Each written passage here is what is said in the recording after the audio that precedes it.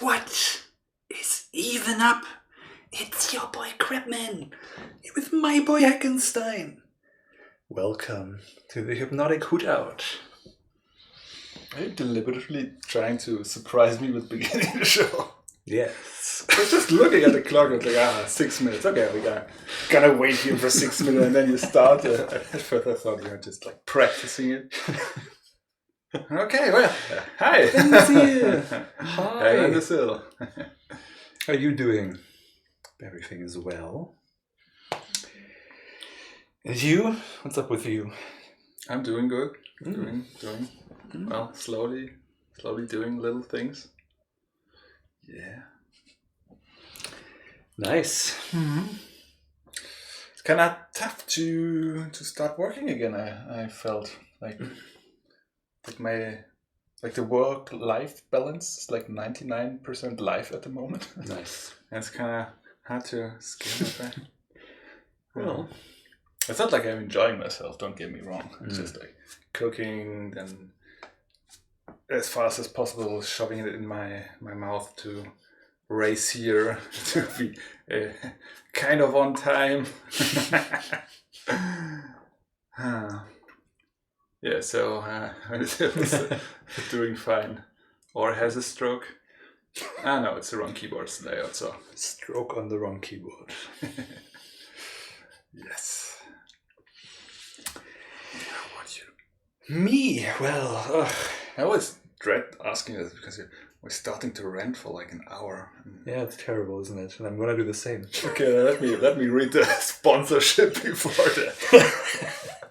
Because otherwise I will forget. Yes. Okay. So today's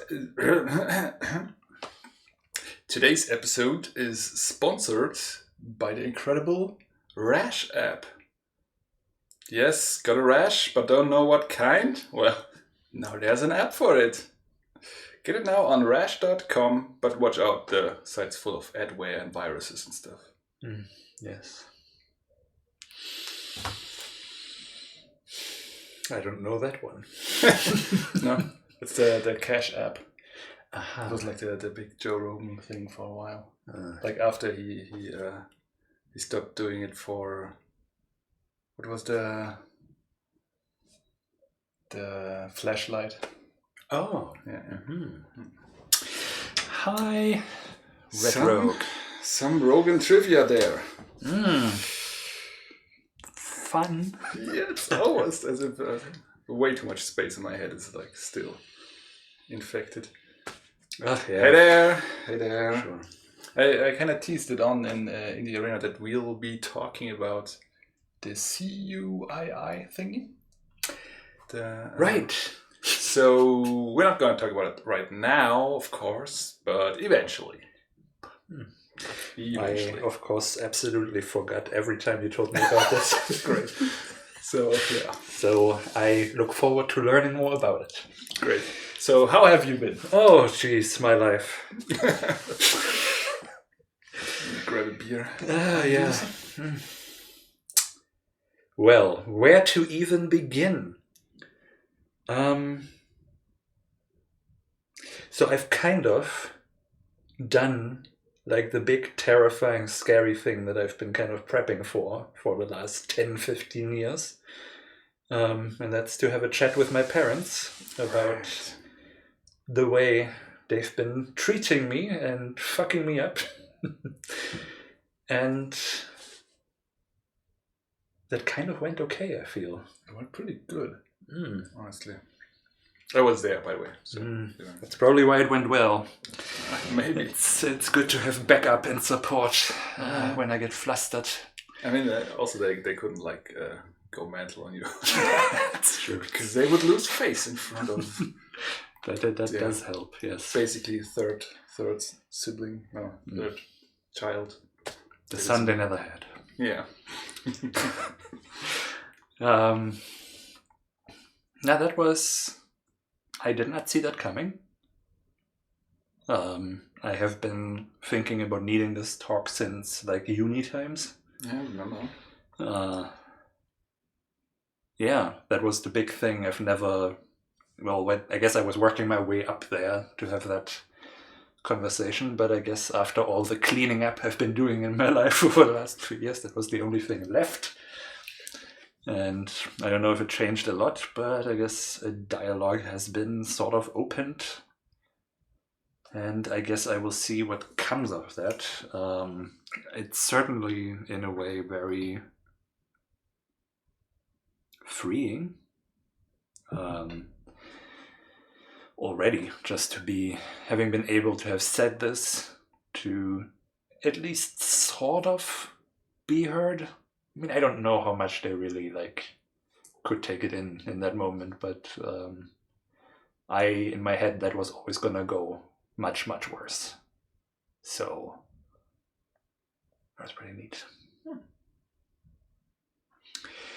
Yeah, and so as I am sort of enjoying that kind of weight of me, I then get the news that my niece is pregnant. So that's an interesting situation, to say the least, because they are very, very young and they don't have very supportive families, or in her case, any family at all. So I just had the talk with them, a quick chat about what this means, what considerations they will have to make, all the ways in which this is going to change their lives and make certain things impossible. Yeah, I mean, just it's kind of it's a complicated situation, because on the one hand I really want them to have the experience of freedom, I mean, they're barely finished with school. And living in South Africa? Yes. Those who were unaware or wondering. Yes, and well,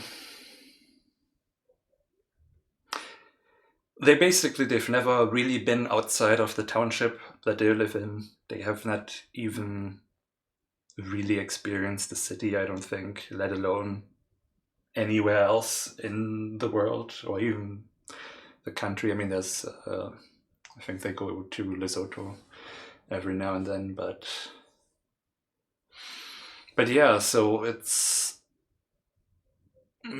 my stress comes from them wanting them to have that freedom of no responsibility, because working all the time in school and at home, and then now immediately having to take care of a baby, and you have to do that for the rest of your life unless you kill it somehow, which you shouldn't. It should get old enough at some point to do at least more part, and then most, and then all of the taking care for itself. At least that's what I've heard. I haven't seen it yet. But...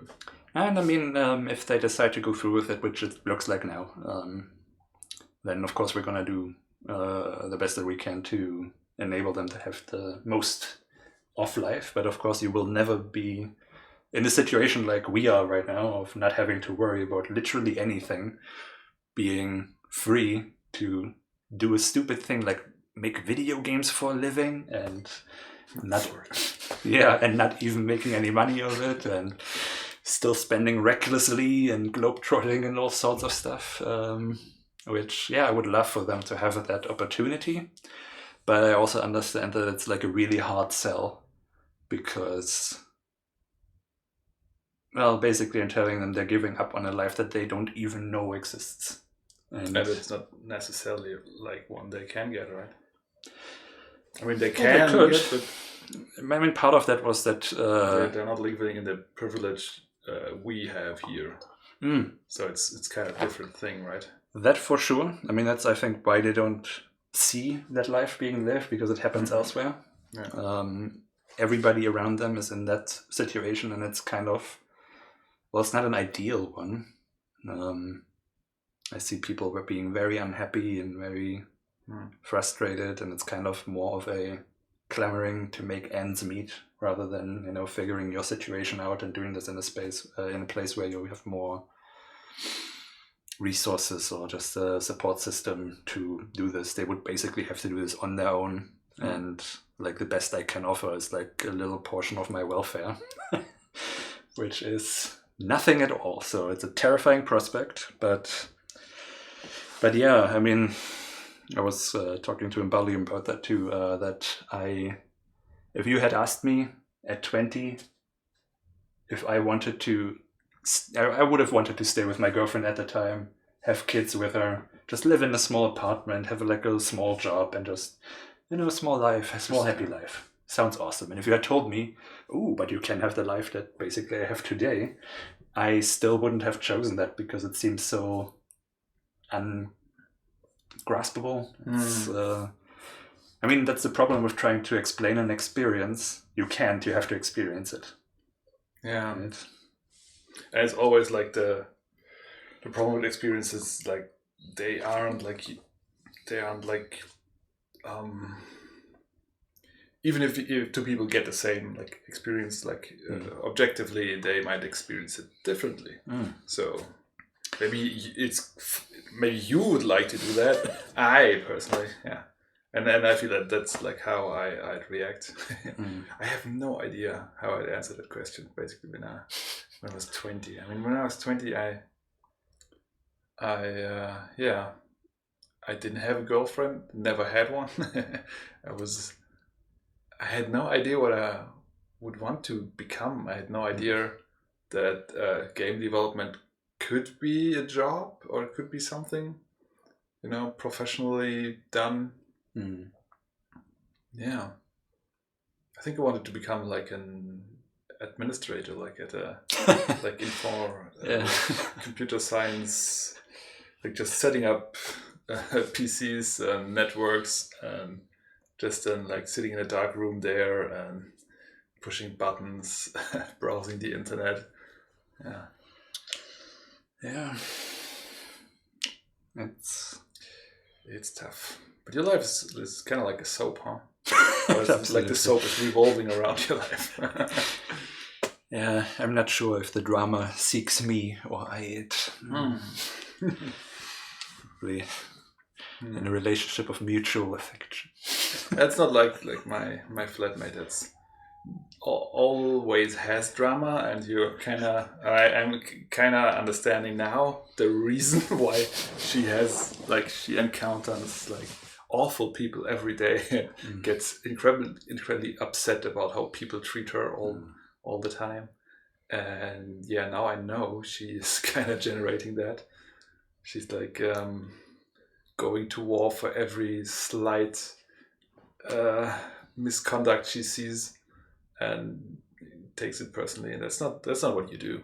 So maybe you're just like well, that sounds like a trauma reaction, basically. Oh, it is. And I try very hard to not inflict my trauma on others. Don't always succeed, but I try. Yeah, I have to talk to her about that too. But that's a story for another time. Yeah. But yeah, it's I mean, their life is gonna be great. I know all my nieces have had children way too early. So I think that's just just how the environment is there. It is very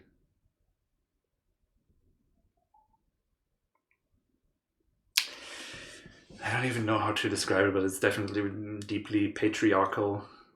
Very, very toxic masculinity, and there seems to be a lot of also like just very that religious disinformation of the dangers of this and that. They're kind of trying to get women into these controlled roles and stuff, and then the guys probably don't want to use condoms, but then they also don't stick around. Like I know so many people in there and so many neighbors. I have never met a father. I don't know if you noticed that, but all the families that live there, there's no men. It's all women raising children, I mean, of course, there's some men. The sister of your aunt, I guess it is, who lives like where we should stay at first. Mm-hmm. She has a a husband, right? Does she? There was a guy there. Yeah. I mean, at least there was a guy, and it sounded like it was the husband. I think she lives alone. Oh, well, okay. Well, I mean, maybe I was presumptuous to assume that the dude there was the husband. but it seems to be like a very common thing. He should seem like that, but anyway, it's not like disproving anything. Yeah, it's that might be details. The dad of the children or something. But she, as far as I know, she lives alone. But yeah, it's just it seems to be a very common thing that there's loads of single mothers taking care of the children because the guys at some point just run off. There's a huge cheating culture there and all that stuff. So that's also something that I kind of want them to think about. That they're in love now, but that may change because they're very young and they don't know who they are yet. Which is so difficult to tell someone because I know I would not have listened to a single word that I was saying today. Yeah, I know. And I also literally don't know how to. I mean, I tried my best not to dismiss them, not to be scaremongering about it, not saying, you will ruin your life and everyone's life around you, but more to say, this life is going to be good and we're going to help you make it as good as it can be, but there's a whole awesome chunk that you may be missing out on. Yeah. But I also totally understand if that means nothing to them, because they basically have no concept of what I'm talking about because it doesn't exist in their immediate environment. And that makes it tough, but yeah, like I said, my nieces all had children early, and they're also, the men are nowhere to be found. But I love the little ones. They're wonderful, adorable children, and I wouldn't wish them away at all. And I know that, whatever happens now, we're going to be very grateful for the child, and it's going to be okay. So that's nice. I mean, I always have the feeling that, like, if you are living in so uncertain and unstable environments, that you tend to, concentrate of living your life and not like thinking too much into the future, because it doesn't really help, because it's much too unstable and too uncertain to really do it. Or there's this culture of like living for the now, because you don't have a real perspective anyway. Yeah, and you don't really see it, right? I mean, we both clearly came out of school thinking, ooh, let's do something in a cubicle. And I totally stumbled into this life because I didn't even know that was possible. Sure, in uni I started to make some games here and there, but that we would do this for a living, that would lead to opportunities to travel to wherever, that's nothing I could have ever imagined possible. Like even here, where we do kind of grow up with you can be anything you want to be. I've never seen that in person, so I would never have thought that's doable. It always sounds like you have to do school, then you have to study, then you have to get a job, a proper job. Yeah, you can become whatever you want, but you have to do work, and you have to become something. That's really important. Whatever you want. I mean, as long as it's a very viable job and you get like rent and benefits. But yeah, among those, pick any, but you need to do one. Yes. Very different kind of problem now. So yeah, I'm sure it'll be fine. Good. Yes. So I guess I'm gonna become a dad after all. I'm not sure if this works like that. I'm pretty sure we're gonna be raising both of them, her and the child. I mean, children raising children, that's not gonna work. I also try to tell them that, but it's, Yeah, come on. You can't tell a young adult that they're really children still. Yeah. When I was 16, I was so sure I was like adult now. Like I remember when I was 14, I was like, okay, well, I think I gotta figure it out. There's not much that's gonna. And it's weird how one keeps thinking that, no matter how much you change, almost every year, every month, and still it's like, oh no, now I have it all figured out. Okay, now I have it all figured out. Yeah. Well. But then again, now I feel like like back in the day, I felt that like happy about having figured everything out, and now it's more like I should have figured everything out already. Why am I still learning stuff? Yeah, I'm figuring out that stuff's bullshit. I'm really enjoying the learning. Hmm. I crave it. That's why I love BreadTube so much. Just more learning, which is also a weird thing that I was thinking about because of all the, what is it called in English? Like a performance pressure I was getting from my parents, and how they would always like be on my ass so about school and grades, even though I wasn't even that bad. Like I think by 8th or 9th grade, I from then on, it steadily declined. I was like doing all A's in elementary school, and then it steadily declined to a solid C. I had a C average everywhere. I was passing. Yeah. See, I ran to. I got a couple of D's in the end. Like, when I left high school. Math was the big thing. Yeah, but I had a horrible math teacher. Oh, me too. Who was just like one day everybody knew he wanted to quit, but there was no replacement, so they just said him every year. He said, "I want to go. I wanna go into retirement now." And every time they said, "Nah, we need you." And every year he got worse. And at the end he was just like scribbling on the 1, 2, 3, 4, 5, 6 sides of the blackboard, the scribbling full with just one formula or one explanation where you get from this from that. And then he said "Okay guys, just copy it. If you don't understand anything, then just start from the top and think about it again. You can do it." And then he left. That was it. We were all like, "Oh wow." Yeah, we also had that type of annoying kind of teacher who would explain the simplest version of the thing that we were supposed to learn, whatever equations or formulas or whatever, and then in tests it would be insane difficulty. Yeah. And especially with the analysis stuff, with the integral and all that. We would learn that with the x, then you pull down the 2, and then you do that one less up. And then in the test, suddenly there were A's and B's in there to multiply the x with and all types of shit. And LATEnstein again. Come on. So we got a topical name for this episode. Sorry, 5 is just too early for me. You need to change it to 6, and then maybe I can make it most of it. And then you start making food at 5:45. No. I'm sure I'd manage. Well. But yeah, that was a difficult time. Yeah. I also always felt like she didn't really know the stuff, because when we would ask questions, she would just say the exact same thing again, and it wasn't not like she was literally reading it out of a book, but it kind of felt that way. So it was really difficult for me to give a shit. Yeah.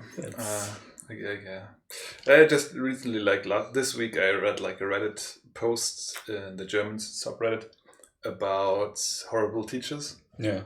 Because one of them, he said he had a story just a couple 5 years ago, and it just doesn't get it out of his head, and he had to share it because they had a suicidal pupil in their class, and he had to be he was gone for 6 weeks to have therapy, and then he came back, and obviously he hadn't done all the work he needed to be up to date. And then they had math, and the math teacher asked him to do it, and he said, "I don't know, I haven't got to that point yet." And then he made him go to the blackboard and try it. And then when he just said that he can't do it, the math teacher said, "Well, you're lucky.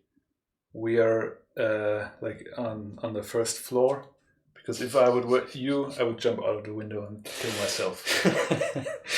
Wow. And everybody in the class was just stunned silent. And he felt like really bad that he didn't stand up for him and say something. And then like everyone, like in the comments, everyone was like, "Oh well, I had a teacher like that." And, well, our teacher like took photos from the girls when our teacher went into our sports teacher went always in the wrong, like in the girls by accident when they were changing. We had one of those as well. Yeah, we had a what was it? Art teacher. Yeah, all the girls were on the front always, and they got the good note, and we the good grades, and everyone else like was graded worse. It was really apparent. And Creepy. And yeah, back in the day, we just make jokes about it. Like everyone joked about how weird it was. But now thinking back, I'm like, wow, how can he have his job if this is like so known that all the children make fun of it? Learning, huh? Yeah. Yeah, also looking back, there's a couple of sketchy teachers that I now think like, I don't even know we're gonna know what's going on there. But yeah, very strange. Anyway, I always averaged a C without studying, so I never knew what the problem was. Well, I studied a lot at the beginning and it was good, and then when I started hanging out with the wrong crowd, I started just that's how you became this. Yes, exactly. And I never went back. Grew out my hair and I decided I will never have short hair again, out of principle.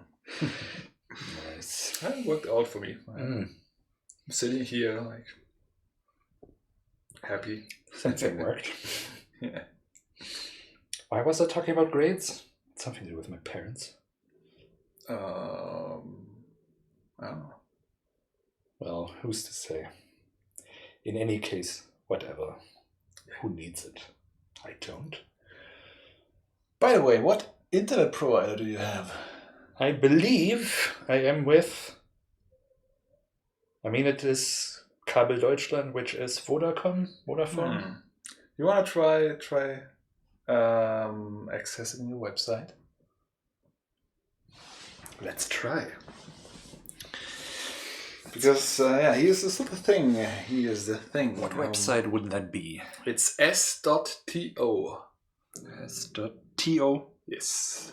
Okay, wait. Let me switch so everybody's in on this exciting experience. Yeah. So this might work or this might not work. Let me switch this. Beer. Okay. Bear with us. Beer as well. Beer with us, if you will. Okay, s.to. Look at that. This website is unavailable for copyright reasons. Yeah. So I don't know if you all knew that this was a thing, but I sure didn't until a couple of days ago. And I think this is recently. It's a pretty recent phenomenon. Phenomenon is the wrong word. It's very recent. That's what I'm trying to say. There is, and I can't read it right now. It's like at the bottom of the thing. The bottom. Yeah. There has been. You can't scroll. Clearingstelle Urheberrecht im Internet.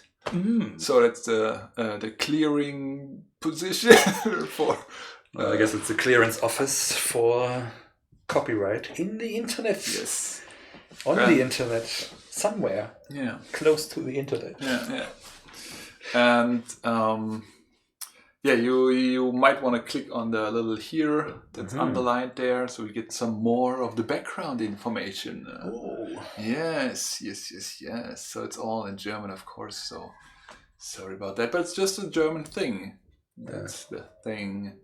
And if you go like to the top, like the Mitglieder. Mitglieder? Yes, Mitglieder. You can see it's one and one.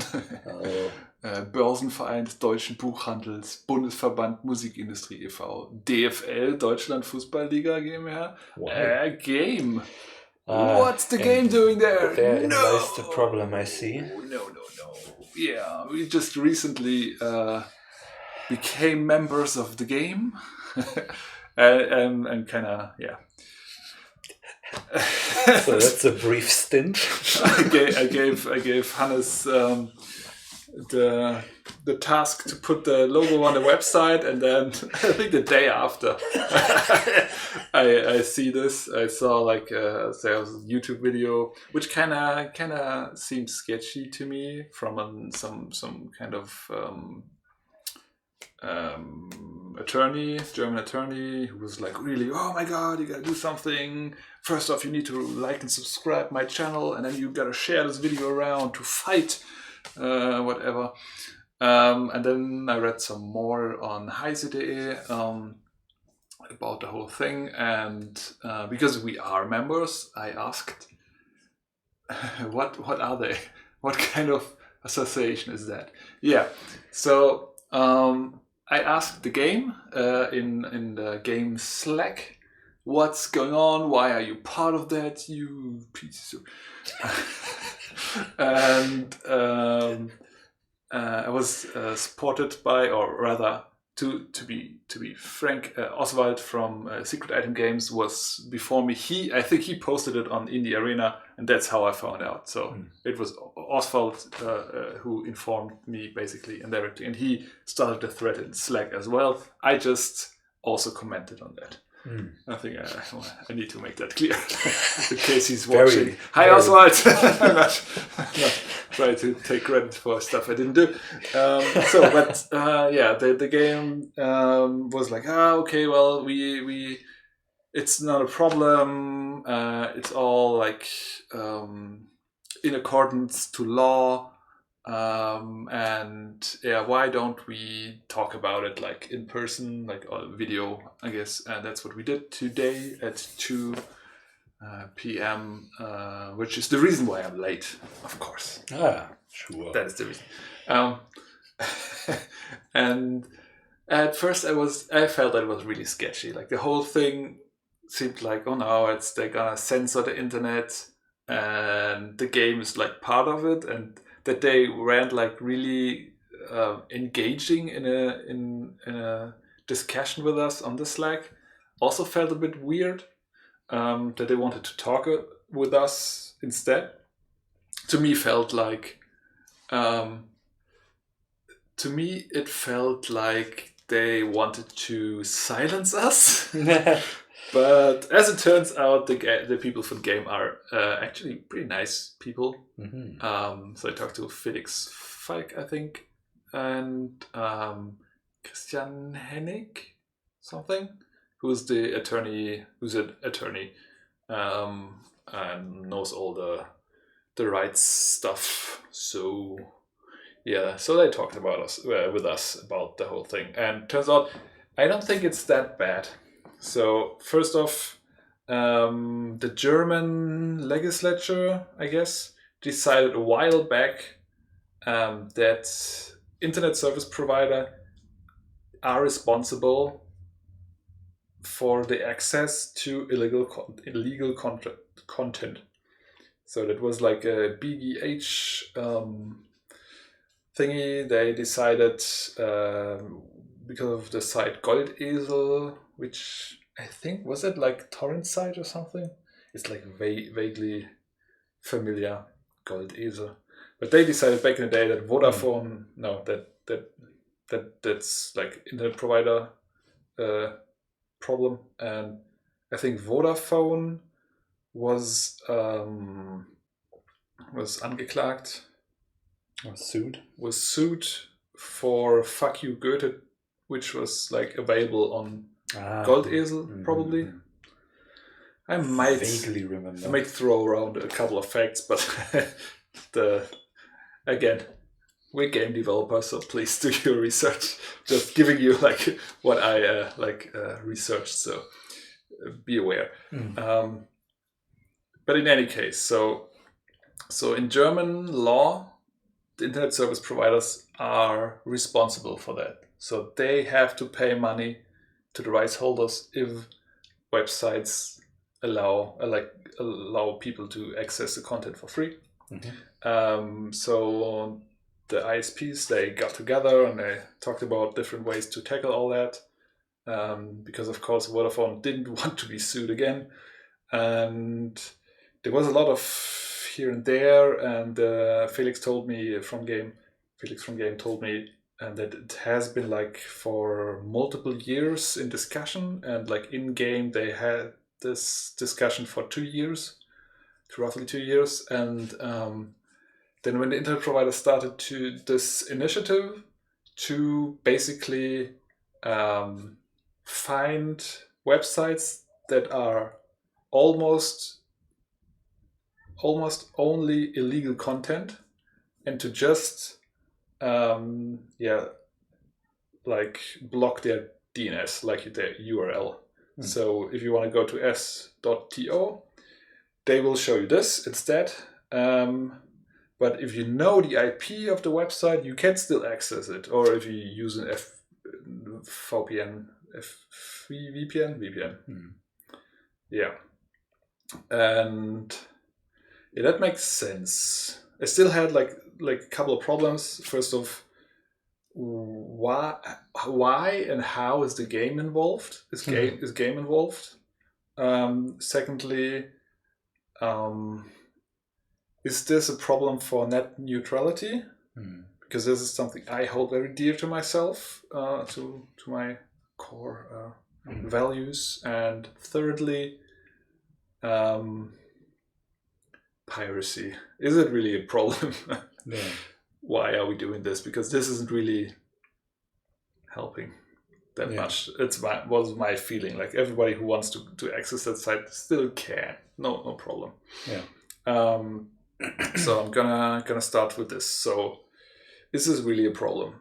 So what Christian Heng told us was the example. Fuck you Goethe was on Kino.to or Kinox.to, and they had to, like, Vodafone had to block the site because they got sued.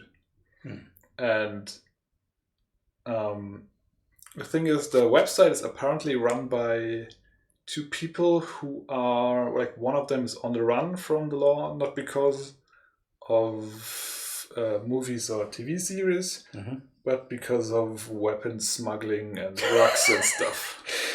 Okay. And they were arguing that this is basically, like major,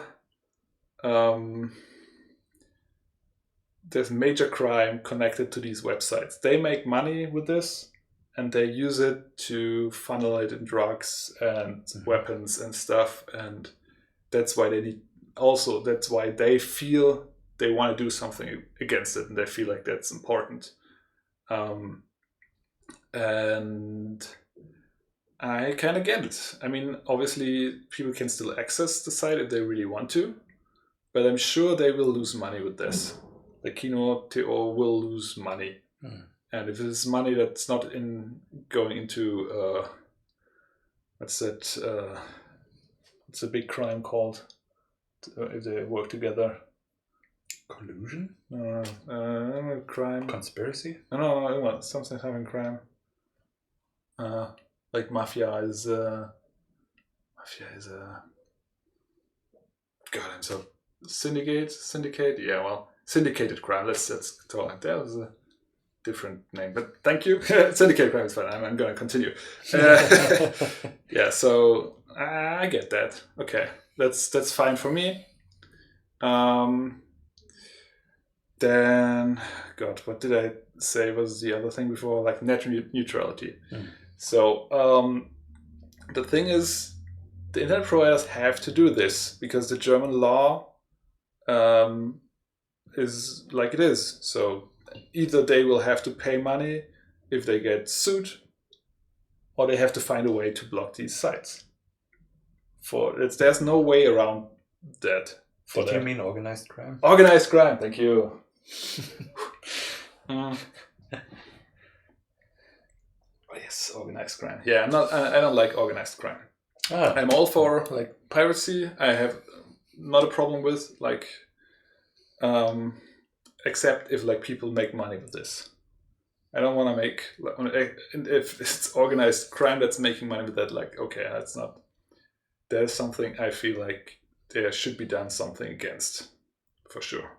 Although I always feel like it's the easiest thing is to make it easier to access your games. Like with movies, like Netflix, I think was the biggest hit against piracy because it's just so easy to do Netflix. For sure. And I think Steam is pretty good at like curbing piracy with regards to games. There was even a European study that couldn't find any financial losses because of piracy for music. For film, it did find something, and for games, it actually saw an increase in sales. So it was good for games. Piracy apparently was good for games, according to that one study the European Union did. Yeah. It's on Wikipedia, that's where I found it. So you can research it yourself. Where was I? Right. So net neutrality. I understand from that point. So net neutrality, so is obviously is already under attack by the German legislature. So having this initiative to block DNS isn't even the worst thing in the world. It could be worse. Especially with what I have gathered is pretty good rules and regulations and things set in motion to prevent this from being used in any other way. So, for example, you can, if you want to, if you find like your stuff on a website and you want to block that, you can sue the website, or you could also sue the internet providers to make them block it, or you could contact the initiative. And so Rachel writes, it's the EU legislation. That's right. All EU countries are required to block those pages in one way or another, right? So now you can go to the initiative and tell them that, and they have people who will check the website, and they will check if it's really, I think, like 90% illegal stuff, and only then they will put it on their list. And it has only started recently. I think it's like about 5 websites that are there right now. I think you can see it on the website which ones are blocked. Also, like, it's a good register if you want to see like the hottest websites that are blocked. Maybe the FAQ. Yeah, the FAQ, I was told there's basically everything you need to know is in the FAQ already, and it's already pretty good. So please look at the FAQ.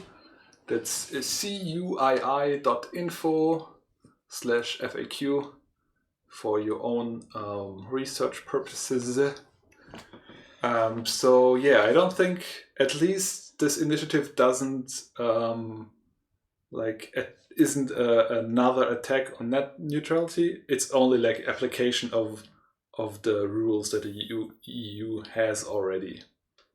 So I feel like it's maybe not even the worst if game is one of the members, because that means they have an influence on that. They can also influence it for good, and they can especially like make sure that they aren't going overboard with their stuff. Maybe there. If you scroll down, no. I saw somewhere. I saw a list. I think it was on the website. Or so, maybe it wasn't on theirs. Empfehlung, maybe. Recommendation. Yes, it is there.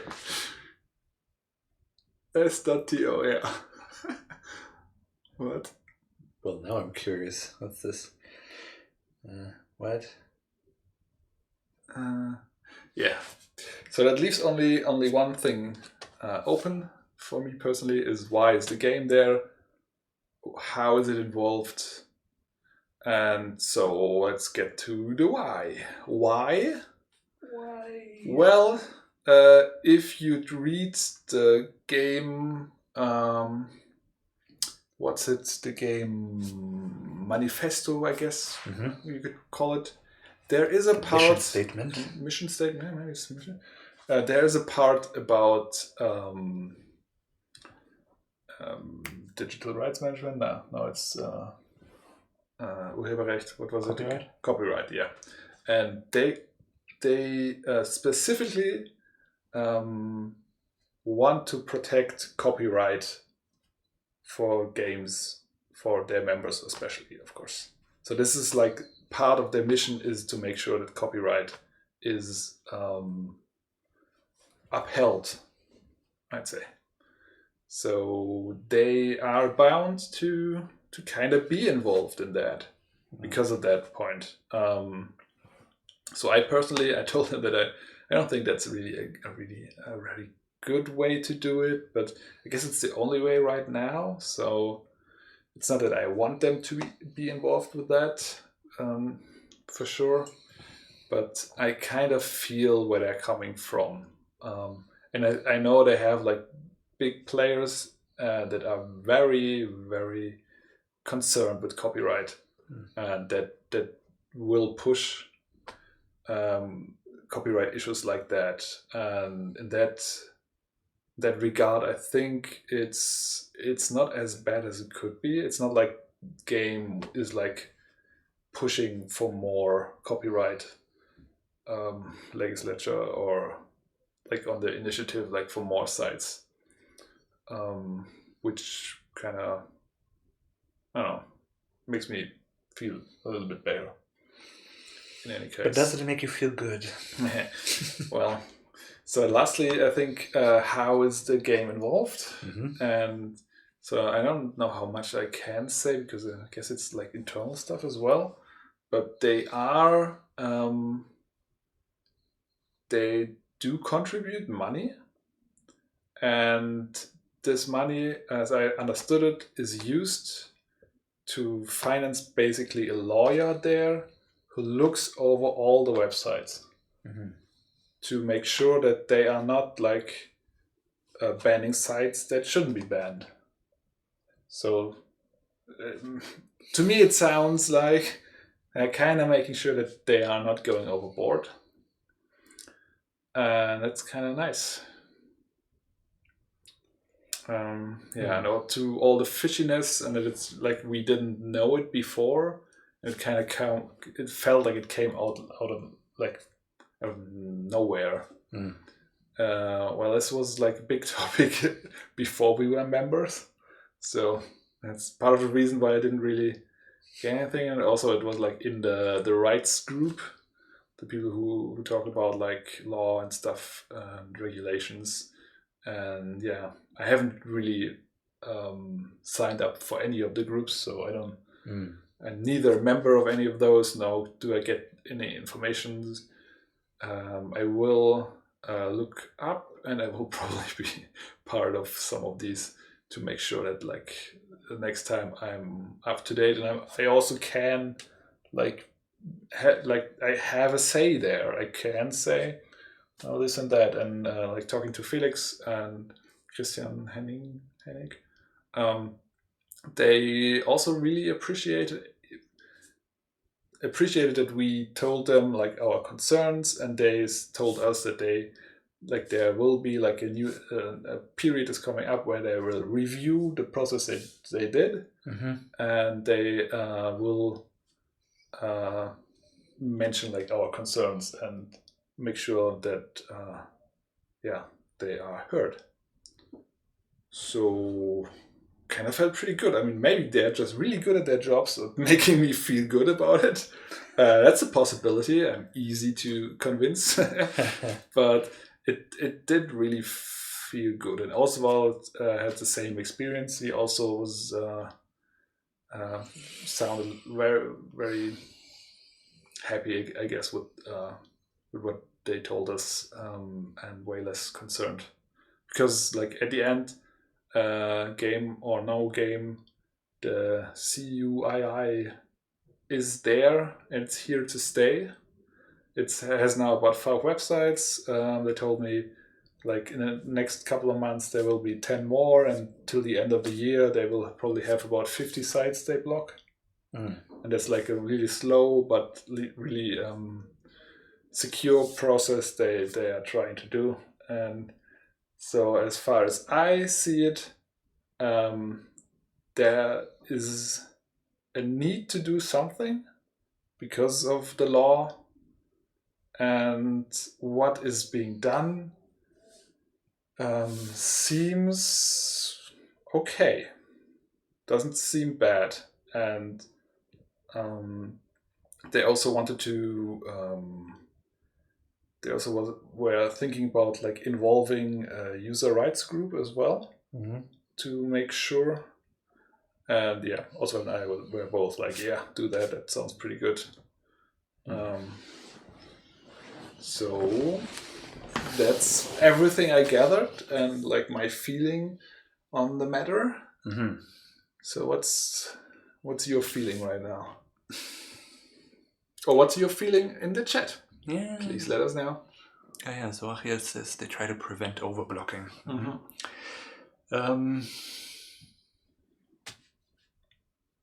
I guess I have to read up on it because I kept forgetting about it. Maybe I'll remember. Probably not. Doesn't seem to be a big problem if you keep forgetting. Yeah, I'm always high when you tell me these things. And I guess your niece is pregnant too, so yeah, kind of more pressing matter maybe. Lots of things on the mind, but yeah, I don't know. There's something. My gut reaction isn't there. Yeah, it's a bit meh.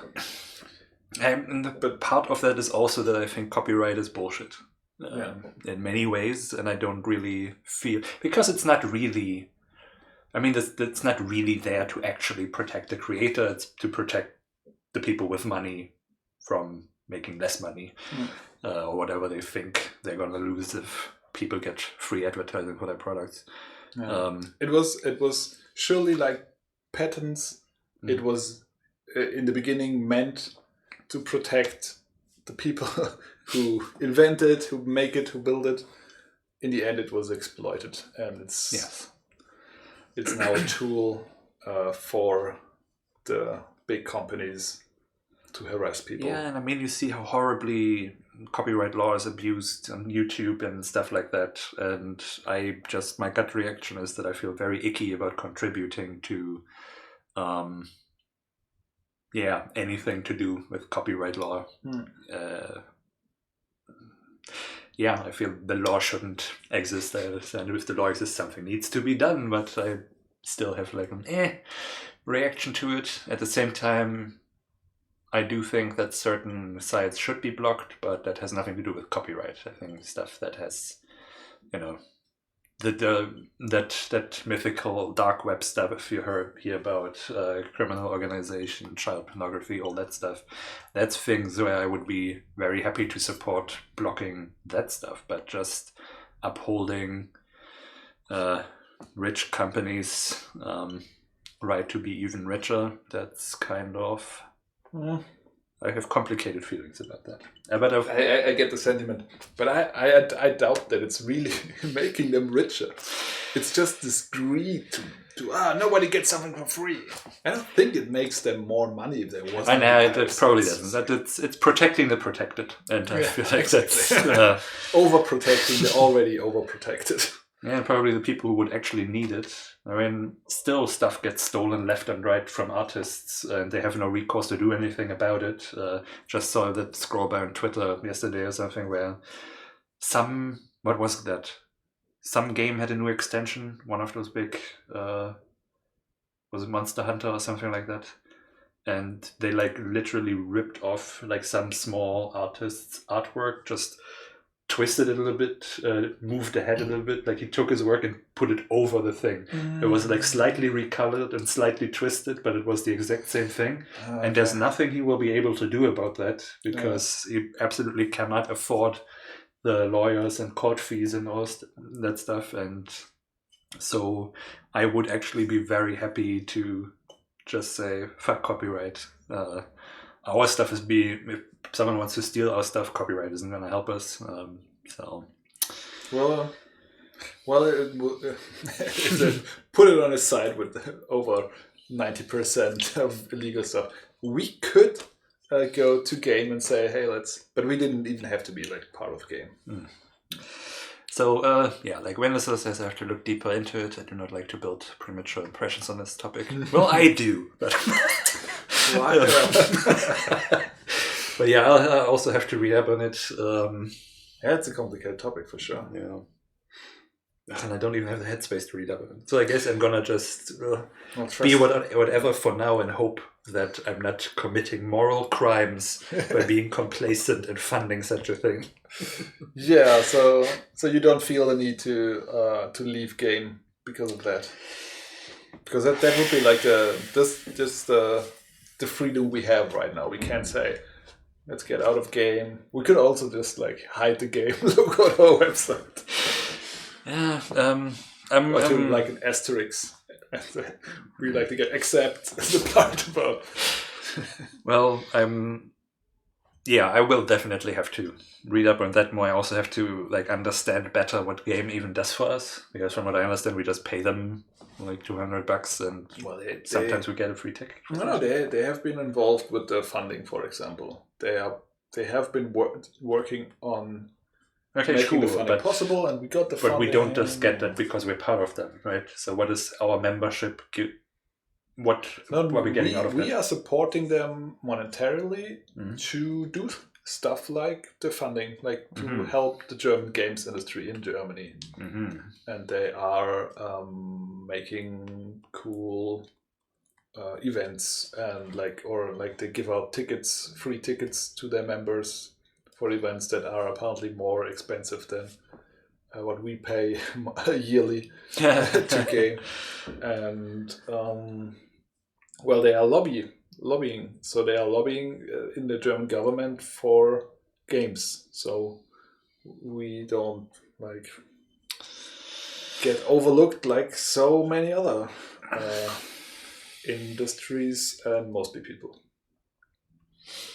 Like there needs to be a lobby for poor people. I think that would be great. But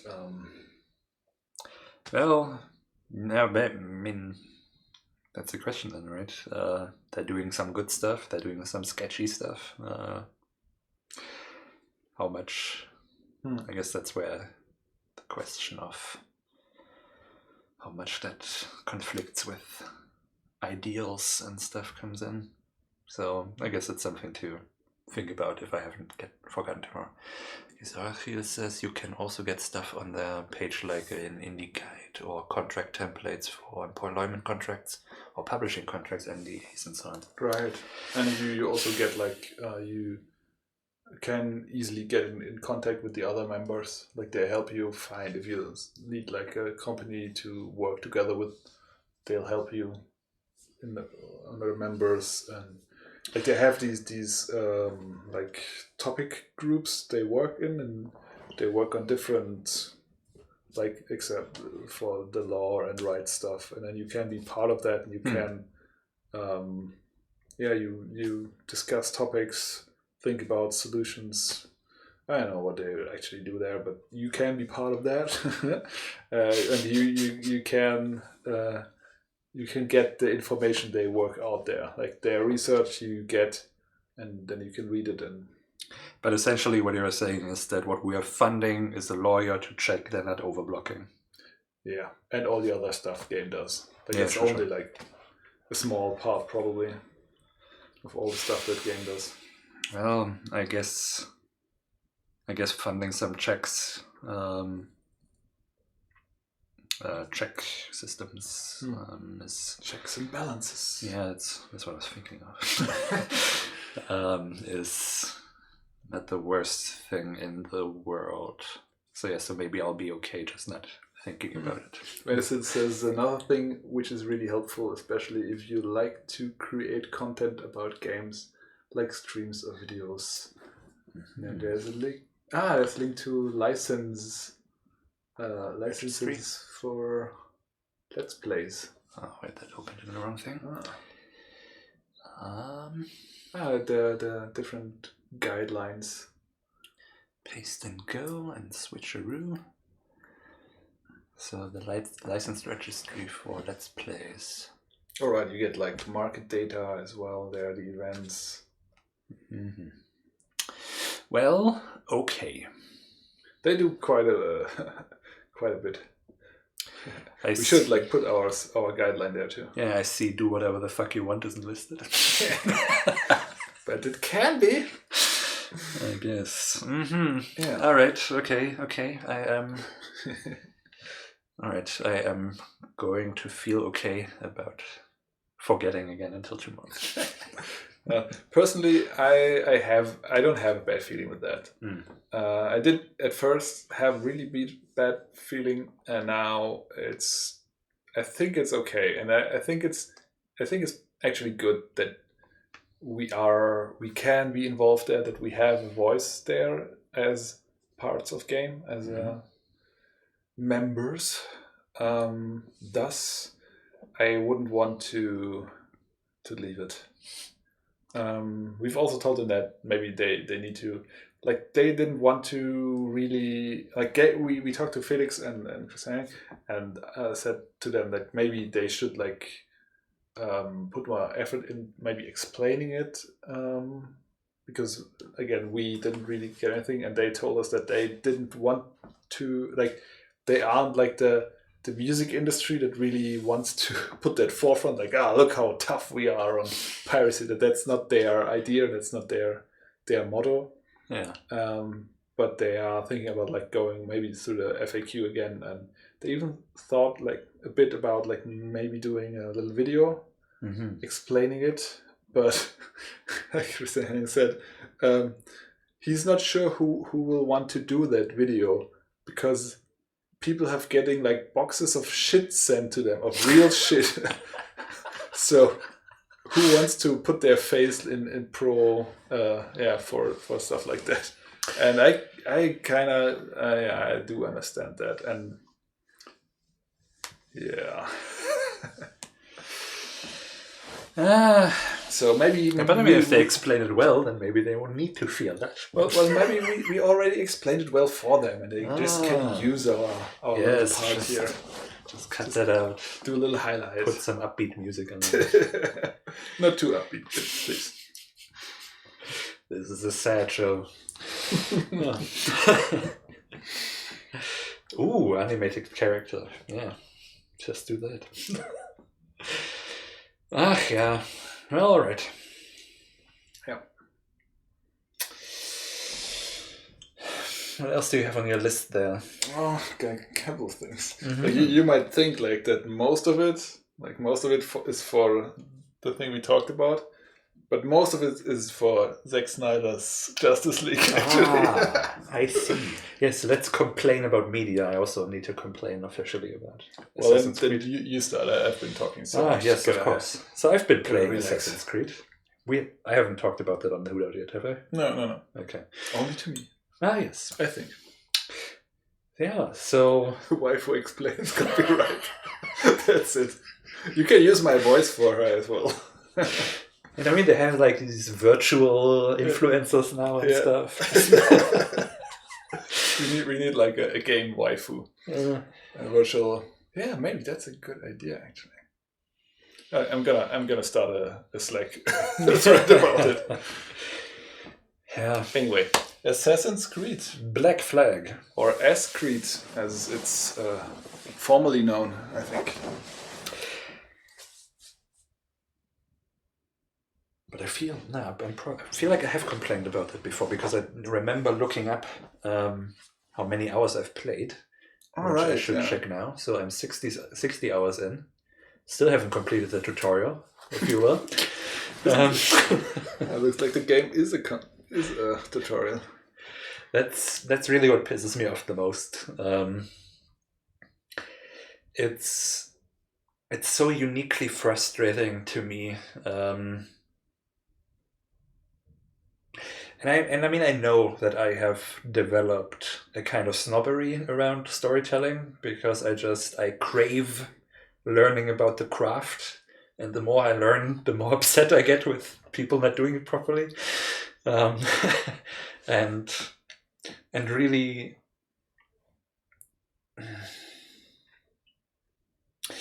well, it's just frustrating that nothing in the main campaign is really rooted in any sort of character, and it doesn't even make sense to have a blank slate character because you're not really like able to define it much for yourself. So you have like the most boring nothing of a backstory that, oh, he was living with his wife and he wanted more, but she wouldn't stand by him because what if it doesn't work out? And that's like the whole backstory, and I keep getting a flashback now and then, which also comes in weird intervals, and it's just like, why did I have to watch this? It's not interesting. It doesn't PTSD or what? It doesn't inform the character much in any way. I don't even know what that has to do with anything, really. It's not that he has any problems because of that. It doesn't explain why he wants to become a pirate. It does nothing. It's just like, oh, flashbacks are how you tell stories. Let's do some flashbacks. And it's really so underdone. Like, you can really tell how they didn't put effort in the flashbacks because it's one small room, and when they open the door, it's just white outside and stuff, and it all takes place in there, and they're talking through doors, and it's just so bad. And then the whole main story is just one tutorial after the other, and I cannot express how much that pisses me off when my time is being wasted like that. You know, when a character in the main mission is like, come with me, let me show you something. And it shows me one of those gimmicky content things that I can unlock.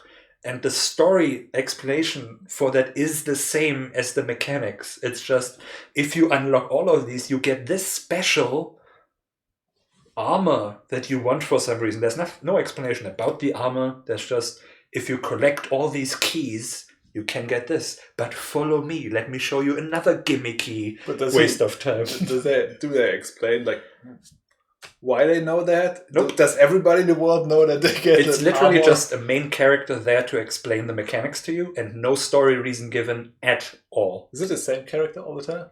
That's also something that pisses me off because it's James Kidd, which is really Mary Read. Well, I think it's. I looked it up, and apparently it's one of those famous female pirates who presented as a man to like exist in that world. Ah, cool. And her whole purpose is to explain the mechanics to you. Oh, nice. And the frustrating thing is that none of these mechanics need explaining because they're also explained when you find them. It tells you exactly what to do, and it's not hard. It's like, turn this form until this lines up with some landmarks. And that's it. You know, it tells you so in one sentence. I got it. I had done this long ago. You know, and literally, I'm still not done. You mean you found the mechanic before and were able to solve it without... Absolutely, because that stuff is everywhere. It's like as if they were starting to... And of course they did that. Oh, really the worst one, I feel like... or the first worst, was when I arrived at my goal with the governor that I'm supposed to trick into thinking I'm the assassin whom I stole the rope from and cheat him out of some money. And the first thing they do is like, oh, you're such a famous assassin. Why don't you complete this training course to show us what a great assassin you are? And that's how they make you perform the various assassination mechanics that you already know how they work. You don't need to. It's so annoying, and it still keeps happening. Like I hate this trope of go through a training course. It was novel and nice once, but then I liked it in Thief because that was a proper tutorial level, and they were not pretending like this is the story or whatever. It was just here's a tutorial level, complete it, and then you can play the game. I think like Call of Duty did that. Like you came in there. I don't know if this was the first, but it certainly was the first one where I encountered it. And then they took you like through like a military training thingy. That felt really integrated and like makes sense because I just came there, and then I had to prove myself and also like see how good I am and blah blah blah. That felt good, but then like the next couple of times I had this, it's always like, man, especially if you already play like a badass, like why do I have to do training? I don't want to be badass. I don't want to be like someone who learns it.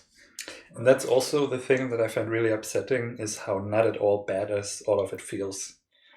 Like the character is Friedrich says I like the special episode of Freeman's Mind where he did the tutorial level. Yeah. I don't know what that is. Freeman's Mind, you remember that's he's playing Half-Life 1 and he's voicing Freeman, like his internal monologue all the time. I don't know that. It's YouTube, it's old school. I think we watched it like when we were in uni. Like Pogo was a huge fan as well. And it's so funny because it really makes clear how like this ludonarrative dissonance, how much is in the game. Yeah. Because it's like, just say, oh yeah, I really like this escalator. I would love to have it goes faster, like, or I'm just gonna take this gun, and he's like really, like he doesn't play it like a player would, like shoot at everything, but like if he really was a scientist, and he's like really like, should I go there? I don't want to go there. And he voices it like perfect. It's like like Half-Life 1 the movie, basically. It's awesome. We'll have to look he at also that. plays Freeman as an asshole. Yeah, right. Maybe I'll remember when I see it. Yeah. But yeah, and it's still happening. Like by the time I finally came to the main mission fort tutorial, I had already unlocked most of the map. And it's really frustrating because it stops the game dead in its tracks to explain something to me that was already intuitively designed, I feel. I mean, it's very clear how these things work, and they have the little tooltips popping up. You don't need anymore. It's not that complicated. It's not like it's Space Chem or something like that, where you have to like, figure out what is this? But yeah, and the story itself is also so blah. No character is very interesting. I like the main character because he's voiced by what's his name, Matt Ryan or something, the guy who played Constantine in the live action series. Haven't watched them. Is it good? It's pretty good. It's pretty Constantine. After Preacher, I was like, oh, that's not trying. Oh no! Comic. It's pretty good. I mean, it's not great, which I guess is why it got cancelled after the first season. But it feels exactly like reading the comic books feels. So not the best thing in the world, but pretty decent. That's true. And I like the actor. Yes, he has that swagger and that confidence that I enjoy. I mean, the character looks quite fetching as well.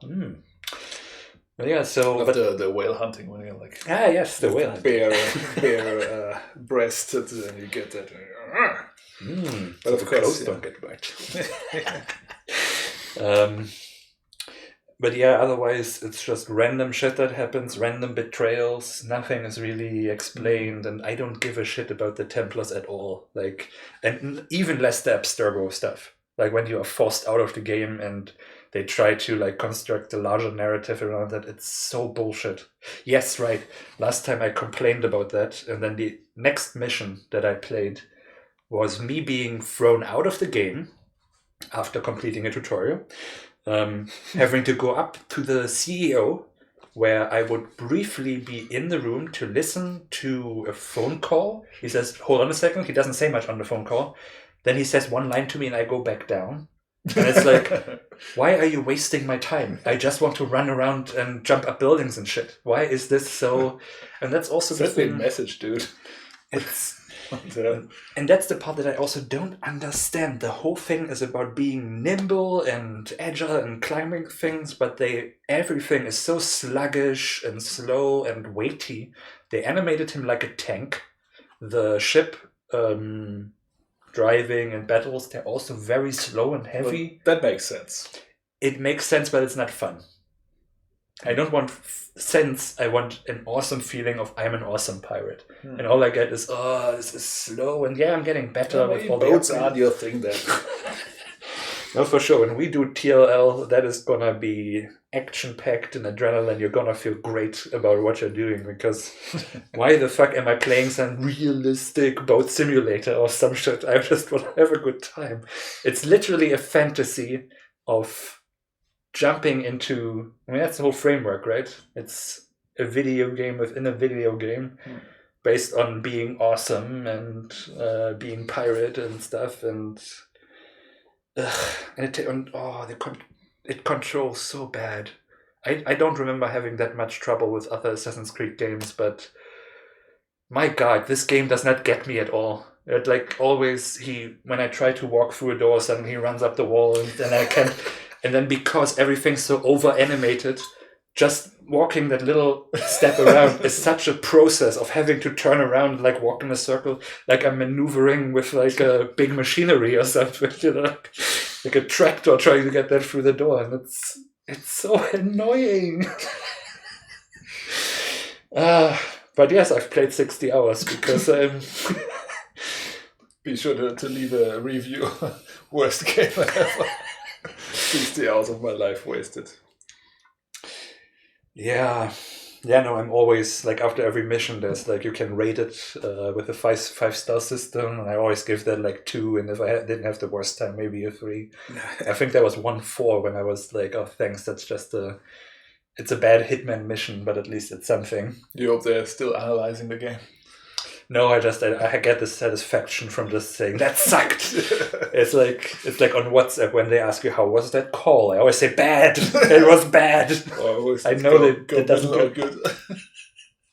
No, I never give them a good rating. I don't feel like they deserve it. Terrible game. It's literally, I'm creating my own fun by running around and unlocking everything, because at least I'm having fun with that. And the game keeps interrupting me in that process. Like, you were there the other time when I then finally got the diving bell, but I couldn't use it because I first had to do it. I was still looking forward to it. Like, I gotta buy the diving bell, and then you bought it, and then you went to the, like, some where an upgrade was hidden. You know, I wanted to go to one, but I had to go to this specific one to do the tutorial mission for the fucking bell. Yeah, it's just, why do you not want me to play your game? Just leave me be. Let me play this fucking game. It was fine. I mean, Valheim does it. Yes. It's not that hard. Like, you've got your Raven that keeps you informed about big changes, like in a really minimal manner. You can just, like, you could just ignore it even. You don't have to interact with it. And everything is pretty much self-explanatory. Part of the fun is finding out how stuff works and what it does, and just crafting it and seeing where you can go from there. Yeah. It's like, have some faith in your players. And the disappointing thing for me is that I've always heard that Black Flag is one of the best titles. And so... Yeah. Because of the boat, I heard. I guess. I don't know. I'm also not happy with the way it looks. I feel like it looks very plain and weird somehow. It's just an overall very disappointing experience. D-. D-. Right. Well, that's a good segue. Thank you. To the Snyder Cut. So yeah, I could not watch it. I've watched Zack Snyder's Batman. I've watched Batman v Superman. You meant Man of Steel? Man of Steel and BVS? Zack Snyder doesn't have a solo Batman movie, does he? Oh, right there. You're right. There's one. Yeah. So Superman. Yeah, I already forgot. So I already heard, like, Justice League is bad. Like, Joss Whedon fucked it up. And so I had no intention of watching it ever. But then when the Snyder Cut came out, everybody was like, "Well, it's better. It's at least, I mean, it's something." I also heard like Creative Crowbar. They said that the Marvel movies are good entertainment, and that the DC movies are bad art. And Right. certainly for Zack Snyder's Justice League, that's definitely bad art. So it's 4x3 because it's more like a comic book, right? That was his explanation. He said because it's a comic book and they are like in squares, though. I don't know, like the comics I have, they're not all in squares. They differ in there. Is that because I thought that he said it once at least.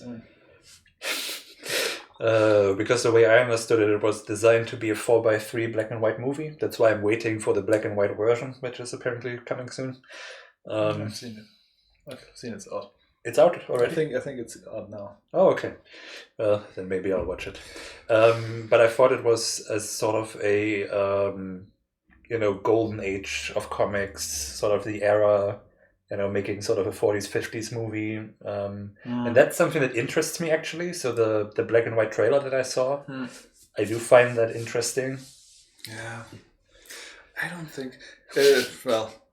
Is it okay for you then if I spoil the whole movie? Oh, please. Most of the movie. I do not give a shit. I will not be able to spoil it all, but I'll try my best. I mean, I'm not watching BVS first or anything. Like, I'm not wasting my time with it. It's also not necessary. I mean, he completely ignored like the Wonder Woman 1984. Sure. So that's never happened, kind of, for his Wonder Woman. I guess technically that came out after the other one, right? So Wonder Woman sort of ignored the Justice League stuff. Yeah, right. Well, I don't know, actually. I don't know. Like, because of Corona, we got some... I don't know how, when. But I think it's supposed to play before. Or maybe it's just my confusion. That's also totally possible. I mean, of course, 84 is before now. Oh, right. But in terms of production, I thought... Didn't Justice League come out like 3 or 4 years ago? I have no idea.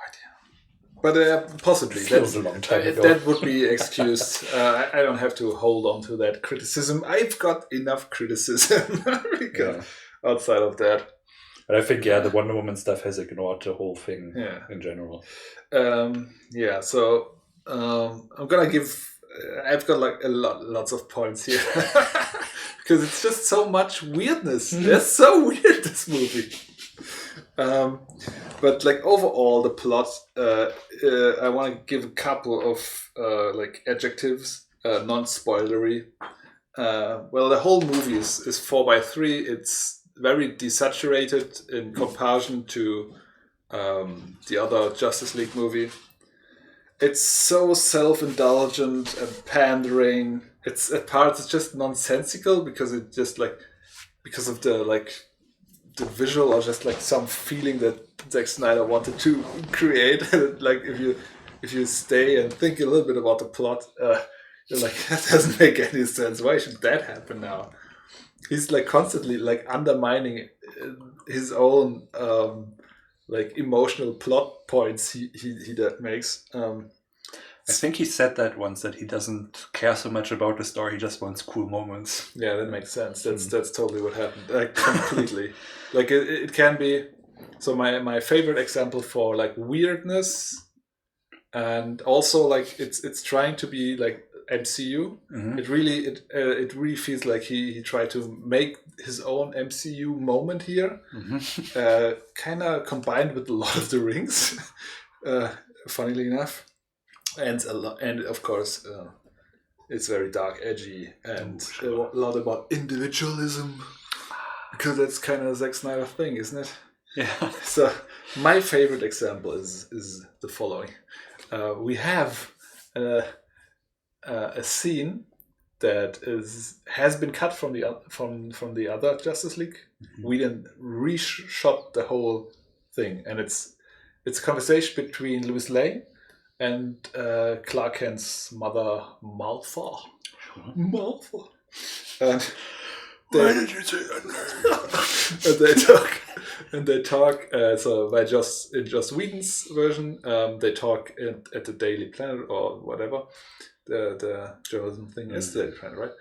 They talk there. It's all like colorful and like jokey and stuff. There's so many bad jokes. So the movie is 4 hours long, right? And immediately afterwards, I watched like a 1 hour rant from I forgot, like 4 people, like half in the back. I don't know if you know that. Yeah. But like after 4 hours of watching that movie, like 1 hour felt like a breeze. Just people complaining about the movie, and I'm sure I watched like another 4 hours of stuff about the Justice League, the old cut, the Whedon cut, and the Snyder cut, because it was just so fascinating for me. Yeah. So again, Lois Lane and Martha are talking, and it's really really emotional. Like Martha is really, well, because Superman is dead.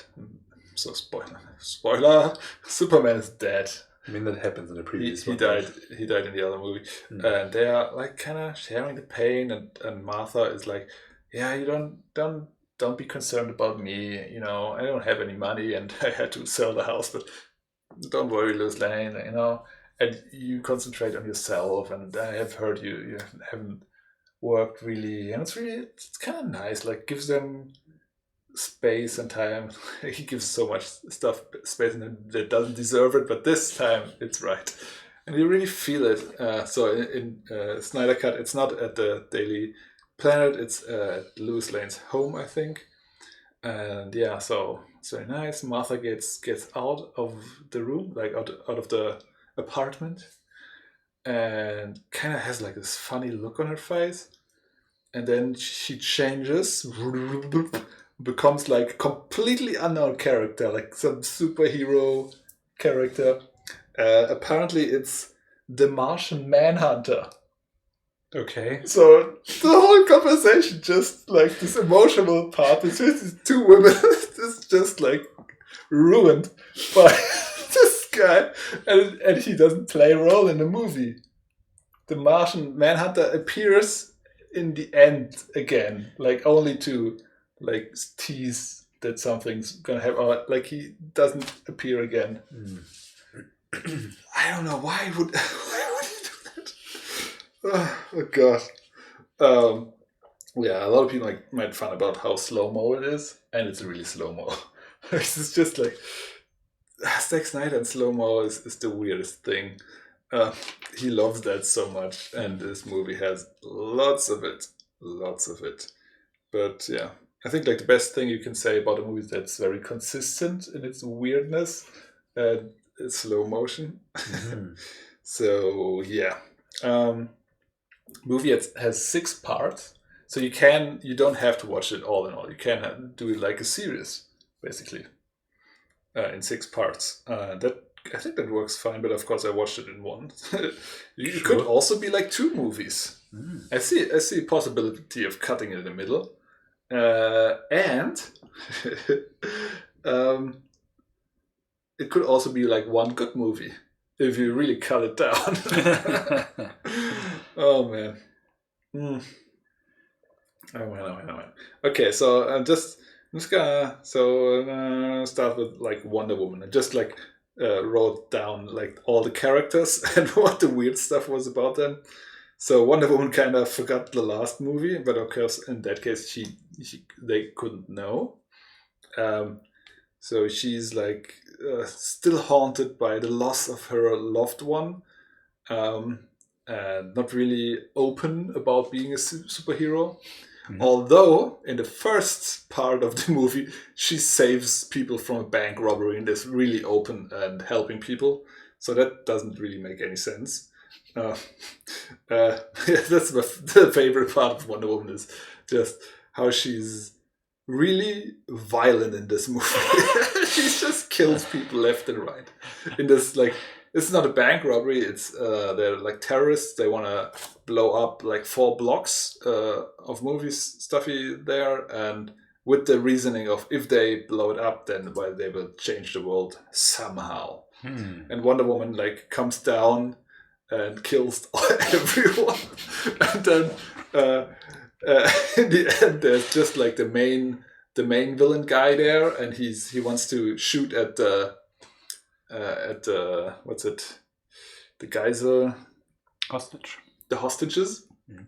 And like his gun is empty. Click, click, click, click. Ah, okay.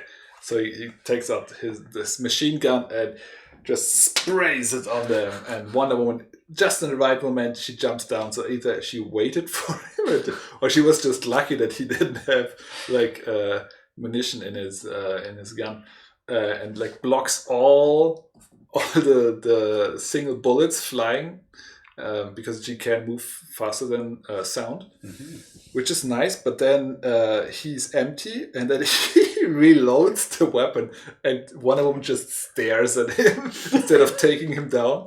And then when he holds up the gun to shoot again, she jumps forward and clashes her wristbands against each other, which is her like special attack, and just blows the whole half of the building away. And then it cuts outside to the police, who has surrounded the building, and like huge rocks fall down on them and destroy everything. And then there's like the head of the guy like falling down. Yeah. Yeah. Sure, the superheroes aren't violent enough. Yeah. Batman needs more guns. I had a very good explanation for that. That is, Zack Snyder doesn't care about people. He's just interested in billionaires and superheroes and gods. These are important, and like everybody else doesn't really matter. So they can be killed. Isn't really a problem. I think the movie starts off with like a Lord of the Rings style story that Wonder Woman tells or remembers, or I don't know, where there was once a time where evil came from the sky to conquer Earth. So they had to band together. But of course they didn't, because they're all individuals. The humans, the water people, the Wonder Woman people, the Amazons, the Green Lantern of that time, who was an alien, weirdly enough, and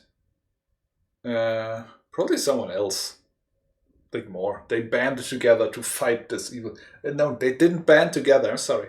I always get that confused. Everybody thought like we need to fight that, but we hate the other people and they will probably not cooperate, so we do it our own. But because they all thought that, like the hand of the invisible hand, like everybody cared just about themselves, and they came together and did the right thing, and they fought that up. Fought this evil alien guy, almost like wounded him mortally. He had to flee, and he lost 3 cubes that could, like combined, could terraform a whole planet to the planet of the whoever owns them. Why these 3 cubes aren't like just one? Who knows? But they decide they're gonna keep them separately. One for the humans, one for the water people, one for the Amazons. That's so great. So I was like annoyed by this, because of course that's what happens in the end. Why would you tell me the story before? Because that's obviously what has to happen at the end, and it's what will happen. So why would you? Anyway, so the Amazons, they place the cube in some round kind of building, and have people guard it 24 hours, like with spears pointing at it. Sure. The water people have it also in some kind of thingy. They don't have that much guards there, but there are some, and it's underwater. And the humans, they just bury it like a meter deep in the dirt. That's it. That's their idea of keeping it safe. And, yeah. Fast forward to the future. When Superman died, he cried out, "Ah!" and awoke all these boxes, these 3 boxes. Uh-huh. And one of them is now in the hands of Cyborg. No. Yes, and his father actually used the box to make Cyborg. Like he used the energy or something from the box. Don't say it so. Yeah. I'm not sure why, and it doesn't play any role, but that's how it happens there. And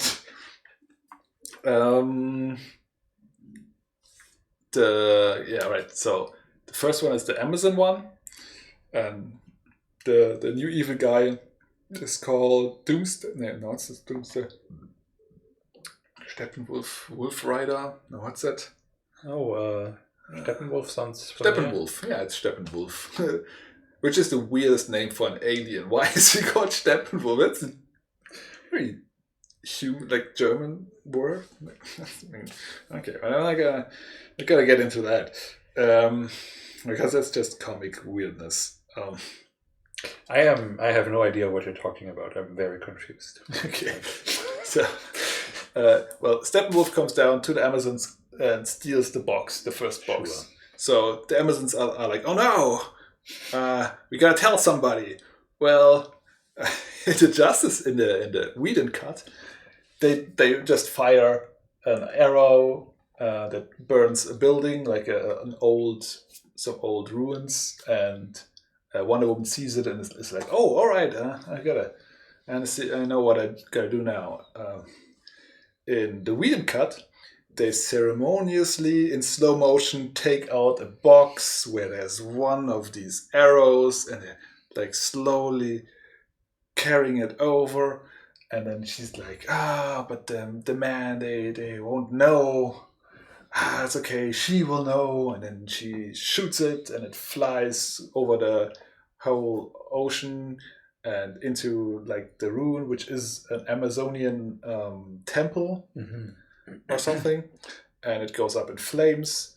And one woman's watching TV or like having TV in the background, and she immediately... What? I thought she doesn't own a TV. Well, she's working, and in the background there's one. And so she sees it, and she's like, "Oh, I'm gonna check that out." So she goes there, and somehow she's the first anyway. And she retrieves the arrow, and she goes down some runes, like down, and then she puts it somewhere, and it opens a door, and she goes through, and then there's like on the walls a story about like this evil and the 3 boxes and all that stuff. And so now she knows what's up, and she goes to Batman and tells him that, yeah. Oh man. Should I like speed up a little? Yeah, I mean, I assume it's because I can't follow what you're saying at all. Sorry everyone. Well, I assume it's the movie. Yeah, well, when she gets to Batman is like trying to get all the superheroes together because Lex Luthor told that something might be coming because he saw Steppenwolf before, and Batman is basically is Iron Man. Sure. He is just that, and like all the character development he has done actually in the movie before and could do is just like negated. Alfred is like completely different character than you know now, and he's like building stuff for Batman, and he's building like these what's that protection thingies for his arms to withhold like alien rays. Of course. Why not? Useful thing to have. Then we have Cyborg. Cyborg is introduced. Cyborg gets a lot of space in the movie, which is kind of nice, but it doesn't work if you've watched Doom Patrol before, because Doom Patrol does it so much better. But it's basically the same story, just worse. Sure. And his father tells him, "Oh, you've got like this great power now." He also looks way worse than in Doom Patrol. You've got this great power because again individuality. Like your greatest challenge will not be to do something, but not to do it. Of course. Don't do anything. That seems to be the message in all those. Exactly. He has full control over all electrical things, basically everything, internet, everything, and also he gets explicitly told that the market that nobody can understand for you will be clear as day. And you see like this animation of the bull fighting. What's the other thing? Was it bull? The market, like bull, whatever. And he kind of like, and he sees like the money everybody has, like everywhere. And he sees like one woman who's like working at some cafe, and she doesn't have a lot of money, and then he goes like, and then she has more money, and he's like, that's right, that's nice, but I guess like the IRS will find her, but who knows? Maybe he made sure she will not be found, and he does that again. And he's very brutal. He's really mad with his father that he saved his life and gave him all these abilities. Because, he's not really a man. Also, like, he died, I think, in a car crash with his mother. Or not died. He's obviously still alive. It's really weird because now he has this power to like change the whole economy, but he never does anything with that anymore. That whole movie. Then we got the Flash, which is basically Spider-Man. He's like this funky young guy, funny dude. He doesn't have any purpose. I've seen in the old Justice League he was afraid to work with the others because he doesn't feel like a hero because he's just fast. He's not strong. And that's not a problem in this movie. He doesn't really have a purpose. He's just there, and but he has like the best scene in the whole movie, where he's trying to apply for a job in like an animal shelter or something. And then outside, a girl he's been seeing before and who looked nice is like crashing into some car, and she's like flying outside. So he uses his power to run up there and then oogle her for a while, like, oh, she's so pretty. And there are also like hot dogs flying around. And he takes one of the hot dogs, puts it in his pocket, and then he saves her. Oh. And then he runs back and feeds the dogs. Yeah, nice scene. The whole movie, he has a couple of things, but he's more of a tool. Like he needs to be there to do like one or two specific things, like run very fast to generate an electric pulse. First to bring back Superman, and then to like bring the boxes, make the boxes again, like split the boxes up. And then he's like, I think both times he's kind of something doesn't work out, and he has to run so fast that he turns back time a little bit.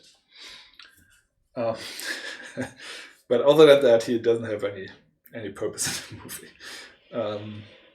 All right. Batman. Batman, interestingly, he's the only one, like with Flash, but Batman doesn't have any special power, right? And they even acknowledge that in the movie. He's like, the Flash is like, what's your superpower? And Batman's like, I'm rich. Yeah. And he always like gets beaten up, and he has like bruises everywhere. And nobody cares about that. Like in the Whedon cut, they kind of acknowledge that he's like really he's taking the most risk of them all because he's just a human.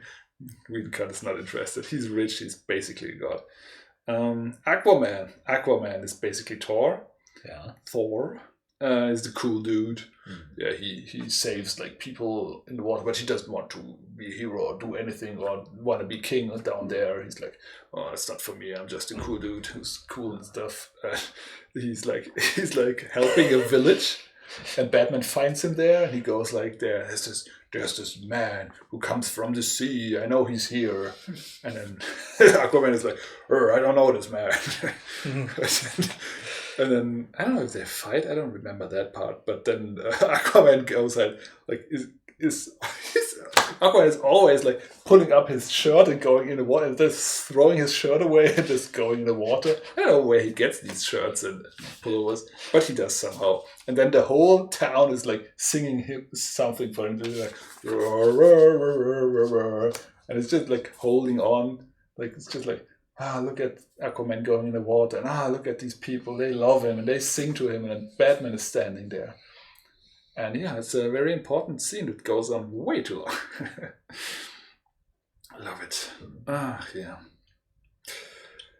Yeah, I think I'm gonna cut it there. That's all the characters that are in there. They fight this dude, and then it's oh yeah, right. It's got 6 parts, the movie, and an epilogue. Sure. And the epilogue is even worse than everything else in the movie. So the epilogue, first of Martian Manhunter comes to see Batman and tell him something. I forgot what, but to watch out because blah blah blah. And then it's like a cut, and it's like the end times, like apocalypse, and there's like an older Flash and an older Batman, and there's like other characters that you don't really know, and there is Jared Leto's Joker for some reason, and he's like really obnoxious and really looking bad, and you're like, oh no, why? What are you doing here? Nobody likes you. Oh my god. Oh, there was another good scene. Another good scene is so they reanimate Superman, but he's confused. He's like, oh my god, what's up? And then he looks at all the heroes, like, and then he sees like they have increased heart rate because they're kind of afraid. They don't know what's happening. And then he thinks it's a threat. So of course, Cyborg's threat detection goes on, which only goes on once. And at this point, at no other part in the movie was ever a threat. It's just Superman. And then he like shoots at Superman. Superman goes up, and then they fight. That was nice. Like they all like grabbing onto him, and then Flash is like, oh god, I gotta do something as well. And he starts like running. You see like this very slow motion as he runs. You see like how Superman is able to hold of Wonder Woman, Cyborg, and who did I forget? Batman? Batman he threw somewhere else. Aquaman, right. They are Batman is in the back like being hurt again. And then like he's holding on the earth, and you see the Flash running and thinking about like, what can I do against this monster? And then you see like how Superman is like looking at him in slow motion, like whoop. But that's such a horrible imagination for me. Like, oh my god, what is this monster? But of course they bring Martha around. Lois Lane around, and she's like, oh, be nice. And then he's like, okay, that's I can do that. And then he's gone for most of the movie again, until the end when he appears as Deus Ex and just like easily defeats the main baddie everybody else had problems with. Yeah. Right. So that's about the movie. Just 2 more things. So do you know Geeks and Gamers? Have you heard of that? Yes. Oh, I love it. So Geeks and Gamers is a collection of horrible gamers, like I don't know if they are the worst, but my impression was... Well, it's a lot of the alt-right trolls, right? Collective of them who are harassing people and being very, very, very supportive of the Snyder Cut until... And Gamergate. Yes, and they love the Snyder Cut, and they got their dreams fulfilled when Zack Snyder himself comes into their stream, and they're all there, they're all happy, and the first thing that Snyder says is, I don't want to be involved with Geeks and Gamers. And they're all like, oh, what's going on? They're so angry, and they're all like they all now I don't know, they told themselves it's basically somebody else told Zack Snyder he has to do that, and it's like the left again. They like somehow to hear about us. Somehow it's the left's fault again. That Zack Snyder doesn't like them. As does nobody. Yeah. That's the second one last. Okay. So this has nothing to do with Zack Snyder or DC. That's actually Marvel news. Okay, wait. Then let me quickly say, just to have that acknowledged, that Ray Fisher, the guy who plays Cyborg, has been horribly mistreated on set. Apparently, What? It is. Joss Whedon is a very abusive person, apparently. Okay. And there's a lot of very sketchy things going on, also with him being silenced and stuff by the Warner Brothers CEOs. And there's I think if you look at the hashtag I stand with Ray Fisher, you find it's all still, he's talking about things, on his own. There's no official statements as far as I know. And he's also being very careful about not,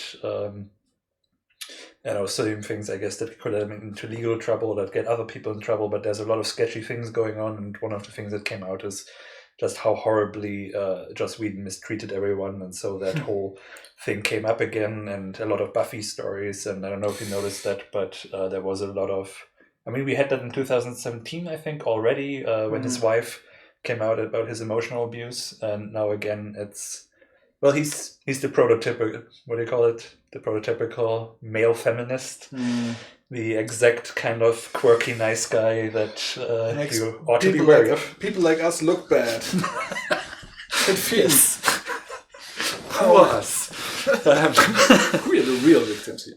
I'm sorry. But yeah, he's basically, I think he's done, those sketchy things of insisting that the Flash, runs over Wonder Woman and lands in her chest and stuff. Oh man, his cut is worse, and it's hard to imagine because it's so much shorter.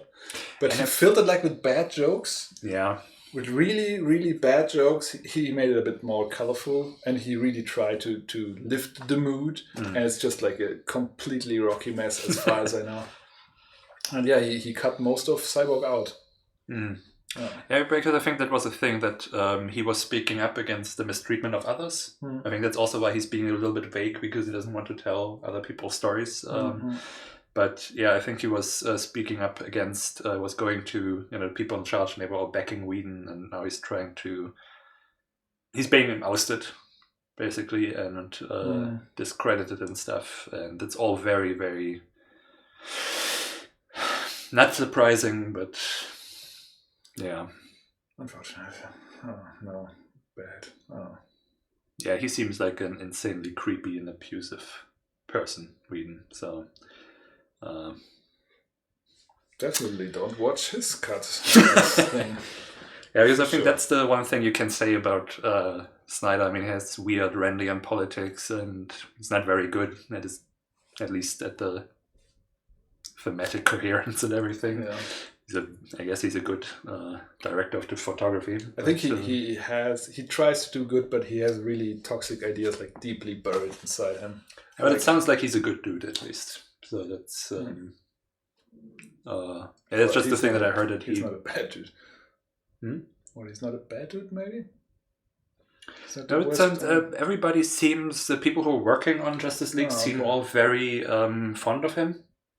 So he seems like a decent person to work with, and they were apparently very happy that he came back. And I haven't heard all that.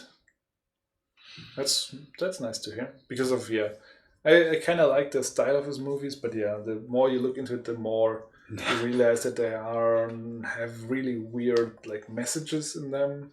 And this again, everybody, it's so important for him somehow that they are all individuals, but working together individually. And somehow he believes that, and he's really fetishizing all these. Yeah, you better not give away your gifts for free. Yeah. With great power comes great leisure time. Yeah. Anyway, what's your last point?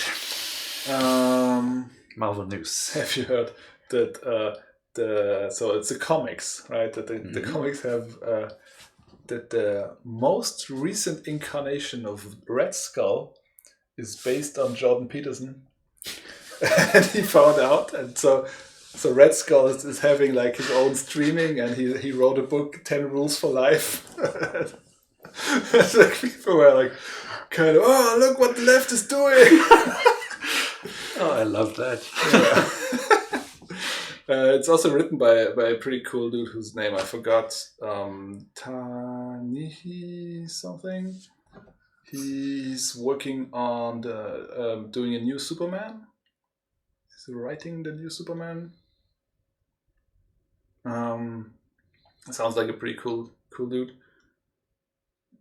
Then a couple of things wrote. The Ta-Nehisi Coates. Yeah, Ta-Nehisi Coates. Mm-hmm. Yeah. Right. Interesting. That I read that and I found that really, really fun. And yeah, it's really fitting for Red Skull too, because he has been like manipulating young people, young white men to fight for his cause. And in this version of Red Skull, he's actually a Russian agent who's like trying to destroy the US from inside, probably. Which kind of like, that's kind of what happens, is my conspiracy feeling. And people like Jordan Peterson, although not directly working for the KGB or anything, are at least useful idiots who do a lot of help and probably close at Nazi. Oh yeah, he's for sure a crypto-fascist. Yeah. It's also like really... Yeah, I recently had a situation again where a friend of mine like shared a video of Jordan Peterson taking down the feminists, and it's always such an awkward conversation to have. Yeah.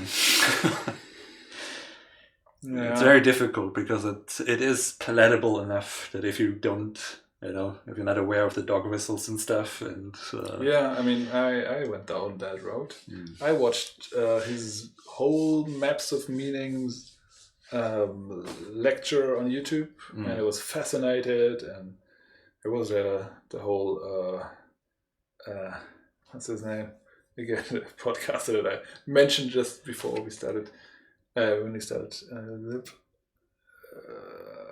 Rogan, that's the whole Rogan, my Rogan phase, and he was there a lot. And yeah, he seems to me like Jordan Peterson. Maybe that's the wrong take here, but it was just it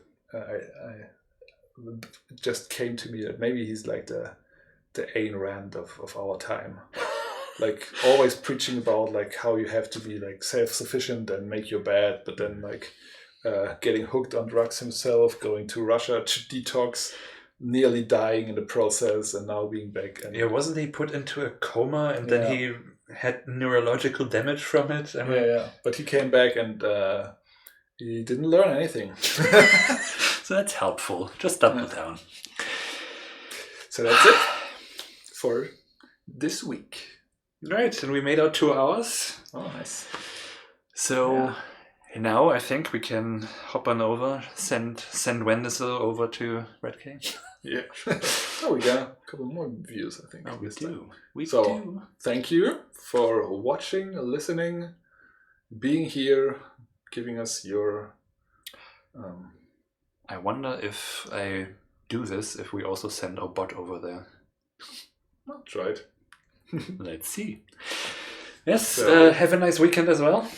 Thanks for joining us as always, and we will probably see you at some point, as we sometimes do. Oh, I guess speaking of the bot, I can just throw in this cool command. Look at that. Links. Neat. So, bye.